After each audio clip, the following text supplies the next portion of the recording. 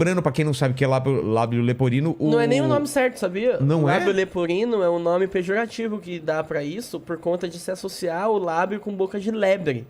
Nossa! Lebre, Tem a leporino. divisóriazinha assim, Que ó. a lebre tem aqui, né? Isso. Mas aquele... O nome correto é fissura lábio-palatina. Fissura lábio-palatina. Qualquer por palatina. dentro. Qual é o nome E aí, daquele no ator meu caso, que- vai pro palato. O Joaquim Fênix. Joaquim É o Joaquim Fênix, Fênix. mas ele não tem. Ele não não tem? É uma Ele só- cicatriz. Tá zoando. É uma marca que ele sempre teve. E ele Mas não é de Não nascença? é, acho que é de nascença, mas não é lábio Ah, leporino. por outro motivo. O lábio Só uma leporino espirrou no Joaquim Fênix, mas estava usando máscara. Mas você- Então não pegou muito. Mas é uma má formação? É um... É uma parada que dá na genética que é muito aleatória, assim. Não se tem Não tem uma relação, fórmula. tipo, Explicação. a mãe fumou cigarro, não tem essas Não, coisas. ficou- Porque eu nasci com o pé torto e também não tem nenhuma relação, Não tem, tipo, problema congênito, né? Não tem um lance, tipo, o pai meteu fraco e nasceu desse. Não tem. Eu achava, falava, pai, você podia ter dado mais forçada, veio com Faltou faltando um pouquinho de esperma aí. Só um pouquinho. E é muito louco porque eu não falava disso, eu tinha muita piada sobre ser feio, mas não citava o nome lábio leporino. Nem tinha essas informações que eu te trouxe. Eu imagino aqui. que a primeira vez que você começou a falar, você tinha até que explicar o que era isso, porque não é Eu que a explico galera até sabe. Hoje, eu explico, tem que eu explicar, explico né? até hoje.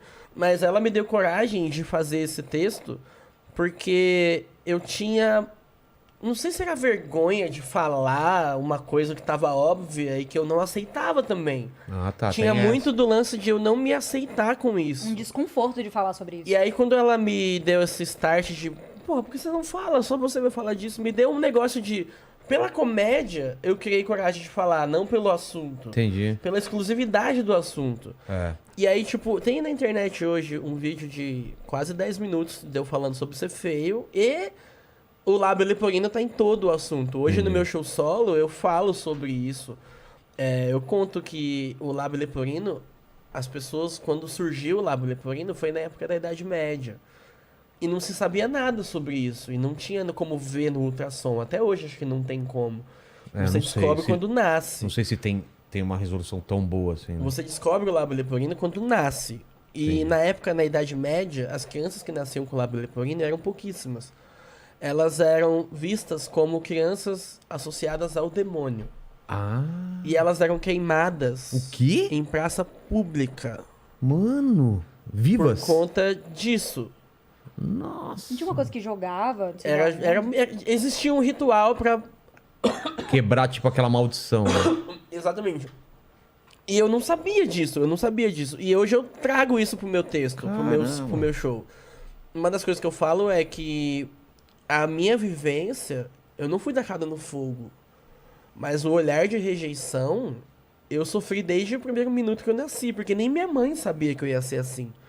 Então minha mãe, a primeira coisa que ela me deu, além de todo o amor dela, foi um olhar de rejeição, de tipo, que é isso?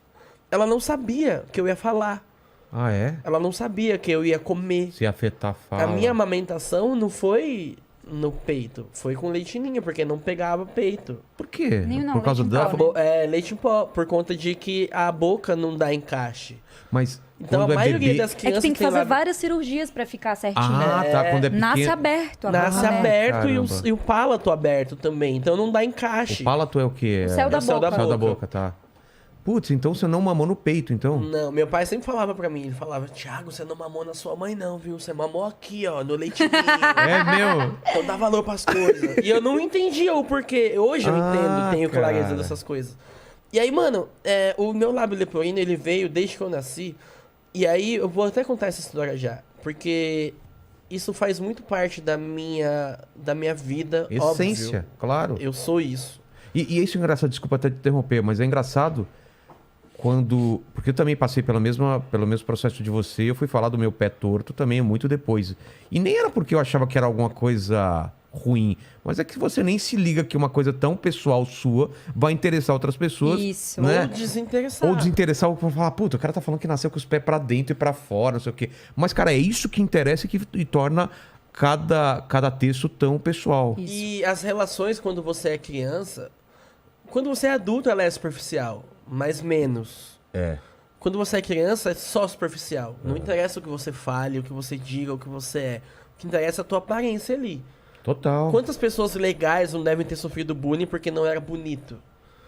Ou ao contrário, quantas pessoas bonitas não tiveram a chance de se mostrar legais porque elas já tinham tudo. Já de mão Ninguém precisa beijada. provar nada pra ninguém. Então, tipo, é uma parada que eu vivi e, mano, vou falar disso, que é o porquê que eu faço comédia. Tem tudo a ver com isso. Quando eu nasci, eu sofri essa rejeição da minha mãe, inconsciente. Ela não sabia. E eu acabei carregando isso. Eu, quando criança, eu carreguei isso. Tanto que, hoje em dia, eu tenho isso muito bem trabalhado. Mas eu já sofri com uma parada que é uma falta de... sentir que você não pertence a nenhum lugar. Não tem com quem eu falar sobre isso. Eu não conheço outra pessoa com lábio leporino pra abrir essa dor. Hoje eu conheço. Entendi. Mas eu nunca conheci. Então eu sofria. Eu não conseguia ter empatia de pra onde eu vou, com quem eu desabafo. E esse olhar de rejeição, ele que eu sofri logo quando eu nasci, ele veio comigo. Com uma sensação de não pertencimento. E aí a comédia, ela surge na minha vida logo nesse processo embrionário aí. Eu tive depressão... 2 anos atrás eu descobri uma depressão muito grande na minha vida. E... Antes da pandemia. um pouquinho antes da pandemia já tava mal. E a pandemia foi a gota d'água. A pandemia jogou a gente lá pra baixo, né? Eu não sabia de onde vinha a minha dor, a minha depressão, de onde vinha. E eu só sentia que eu não sentia parte de nada, que eu não fazia parte de nada. E ela acompanhou esse Nem da processo comédia? muito... Nada. Eu vou te contar. Tá. Porque... E aí eu descobri de onde veio o porquê de eu fazer comédia. Eu fui buscar ajuda, fui buscar terapia, fui buscar tratamento. E aí eu tive contato com a hipnoterapia. O que é a hipnoterapia? Você revisita memórias que estão no seu subconsciente, você entende elas e você volta com Ressignifica, né? com essa ressignificada que dá essa experiência. E aí eu conheci a hipnoterapia buscando resolver essa dor que eu sentia muito forte. E na hipnoterapia, eu revisitando minhas memórias de criança, assim que eu fiz a minha primeira cirurgia, com 10 dias de idade, de vida, toda a minha família foi me visitar.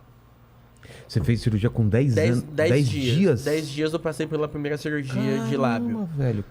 Isso você pode nem lembrar, mas com certeza tá impresso na sua memória lá profundamente, certeza. cara. Na hipnoterapia, a gente revisitou isso. Ah, é? E aí, o que aconteceu? Eu tive uma memória revisitada de eu com 15 dias de idade, toda a minha família junta ali. Mas uma memória visual? Flashes, assim, Sei. você vê, você sente, você vê as pessoas em volta Que de louco. você na hipnose. Você tem que acreditar na hipnose. Claro. Você mergulha. Se você tá com a barreira, não funciona. E aí, nessa imersão, eu vi a minha família inteira em volta de mim, olhando a minha cirurgia. A minha primeira cirurgia. Isso já me causava desconforto, porque eu não queria ninguém olhando pra minha boca. E aí eu, com 15 dias de idade, eu fiz a minha primeira piada, eu posso dizer assim. Eu comecei a peidar e me mexer de um jeito engraçado. Todo mundo começou a rir e dissipou o assunto. E tudo que a gente tem de vivência nos primeiros 15, 20 dias, cientificamente comprovado que você repete esse padrão. Ah, é? Você repete, fica na tua sinapse, desde o pré-útero ali, até os teus primeiros 15, 20 dias, aquilo fica na tua memória, e é meio que inconsciente o ser humano repetir esse padrão. E aí eu revisitei uma outra memória, que é eu com 2 anos, isso eu já lembro, tenho clareza dessa memória, que é minha segunda cirurgia, com 2 anos de idade. Todo mundo da igreja dessa vez veio em casa pra olhar minha cirurgia nova. Tava todo mundo olhando minha boca, e tinha um cara da igreja, nunca vou esquecer dele, o irmão Humberto. Ele olhou pra mim e tava fazendo as coisas de igreja, orando e dando a bênção, mas tava muita gente. E aí eu peguei e falei, com 2, 3 anos de idade, falei... O irmão Humberto, ele era magrinho, ele tinha um carocinho de pescoço, assim, sabe? Gogó. O gogó alto. Eu peguei e falei, por que que o irmão Humberto tem um caroço de abacate no pescoço? Todo mundo riu muito. E, de novo, passou o foco da minha boca pra outra coisa. Entendi. Então, desde pequeno, a comédia ela tem sido uma fuga pra mim dessa coisa. A ponto de que eu não sabia disso. Eu fui entender só. Eu sempre fui muito engraçado desde pequeno. Mas só pra me sentir à vontade. Uma necessidade de me sentir à vontade. Não por conta de que eu quero ser engraçado. Quero Ser famoso, nada. E eu percebi que quando eu sou engraçado, eu me sinto bem. E aí quando eu descobri o stand-up com 17 anos, com 16, falei, o quê? O único momento da minha vida na escola é quando eu sou engraçado e existe um trabalho disso, Dá eu pra vou ganhar mergulhar dinheiro nessa com isso? porra. Por quê? Eu vou te contar agora da minha vivência de escola. Tá. Eu sempre sofri na escola. Não tenho uma memória boa de escola, Vilela. Uma. Sério, velho? Não tenho. Escola pra mim é terrível. Eu associo escola a encontrar as piores pessoas que eu já encontrei na minha vida. Você não assim. queria ir pra Eu repeti escola? o segundo ano do ensino médio porque eu não tinha convívio social na escola. Eu apanhei na escola de 6, 7 até 10, 11. As pessoas me batiam. Eu Por apanhava, nada? Por nada. Eu tenho memória das pessoas me pegando, abrindo minha perna, dando com o meu saco num poste e me largando no pátio. Caramba. E as pessoas passando em volta de mim, me olhando e ninguém estender a mão pra ajudar. Eu tenho isso na minha memória. E eu tenho a memória também de que quando as mulheres começaram a dar beijo nos meninos, as crianças, né? Sim. Cumprimentar com beijinho. Oi, tudo bem? Oi, tudo bem? Eu sempre, Vilela, fui pro lado. Por todas as minas que conviviam comigo. Caralho, velho. Até os 12, 13 anos, 14 anos. Cara, então isso me castigava. Eu vivia com essa angústia E existencial. você não tinha nenhum brother pra trocar ideia sobre isso? Não tinha ninguém que fosse entender. Você vai falar isso com sua mãe também? Estranho, né? Não tem como. Cara, é muito cruel você, no ambiente escolar, você ser pulado de... Oi, tudo bem? Oi, tudo bem? Opa. E vai pro outro. Nossa. E não era nem um pouco disfarçado, era escancarado, assim. Então, quando eu descobri a comédia, o stand-up, através de um vídeo do Rafinha, do Nana Nenê, sabe? O clássico. Sei. Eu olhei pra aquilo, juro pra você, mano, que me emociona de lembrar. Porque quando eu vi esse vídeo, eu me como se encontrei. abrisse É como se eu tivesse me encontrado. Entendi. Falei, o quê? Você se viu fazendo aquilo? Tem o cara que tá ali no palco fazendo o que eu faço em pílulas na escola pra me sentir bem o tempo inteiro. O que é isso? Aí fui descobrir que era stand-up, fui pesquisar com 16 pra 17. Comecei com 17. Com 17 anos eu tava no palco, no ambiente de pessoas adultas fazendo Meio que piada. você colocou...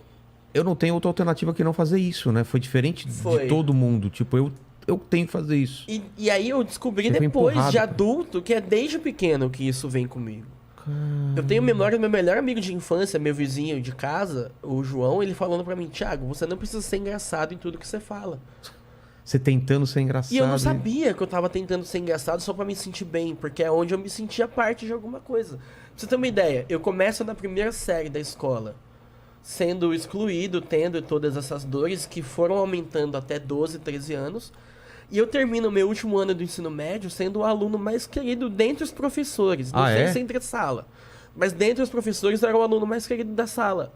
Porque eu tinha a comunicação ao meu favor. Entendi. As piadas e o que eu fazia na sala me colocou num lugar de aceitação. Então,